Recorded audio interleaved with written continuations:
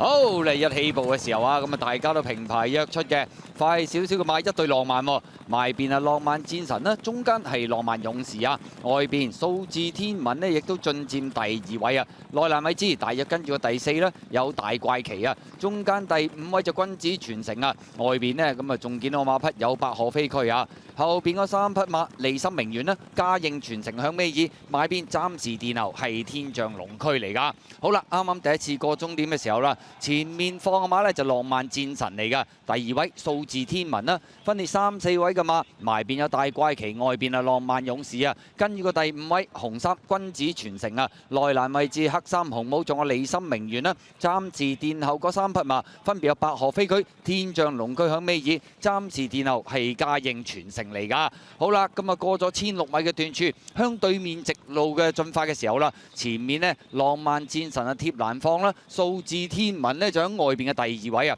後邊嘅第3位啦，有大怪奇啦，咁啊上嗰啲口啊一路鬥住第3啊，浪漫勇士依家咬住第4啊，第5位嘅馬有離心名媛啊，咁啊後邊嗰4匹馬君子傳承啦，尾3位置橙帽啊百賀飛駒，天象龍駒又上咗少少咯喎，響內欄尾3藍衫嗰匹啊，暫時殿後係嘉應傳承嚟嘅，向住1000米嘅段處進發啊，大家個位置變動上面喐動都唔大㗎，浪漫戰神仲係貼欄放嘅。數字天文就跟住第2位，大怪奇就第3啦，第4位外邊呢仲有浪漫勇士啊，埋邊第5離心名媛啦，後邊嗰4匹馬天象龍駒內欄尾4啊上咗少少，出邊有君子傳承啊，尾位置百賀飛駒啊，暫時殿後係嘉應傳承嚟㗎。好啦，轉彎入直路咁滯咯喎，前面浪漫戰神仲係佔先嘅，數字天文開始喺外邊呢就逼佢㗎啦，後邊嘅第3位有大怪奇擁咗浪漫勇士出去，埋邊離心名媛偷位上，後多層嘅話仲有天象龍駒啊，最後直路啦，前面浪漫戰神埋邊鬥緊數字天文啊，外邊浪漫勇士追緊，中間壓住嚟跑，仲有大怪奇啊，最後200米啦，見到透出仲係呢隻數字天文鬥緊呢隻浪漫戰神啊，外邊浪漫勇士上緊嚟，後邊嘅馬仲有大怪奇，最後100米都數字天文佔先，但係浪漫勇士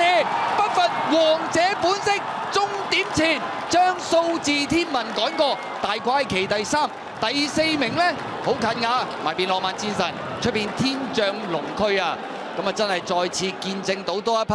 3冠長途王者嘅誕生，記住佢嘅名字就係浪漫勇士啊！而今季浪漫勇士選擇留港出戰，咁啊結果計埋今場啊，先後已經橫掃咗6場頭馬，當中有5項係1級賽事添啊！而3冠長途王嘅系列，首先第1關董事杯，第2關香港金杯，嚟到第3關遮打杯，浪漫勇士都一能夠乘風克服挑戰。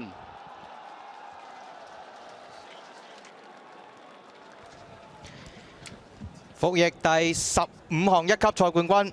浪漫勇士，最強勇士。都吃有啲吃力，有啲吃力㗎，唔係之前咁輕易嘅，始終係2/4。同埋佢有少少輕。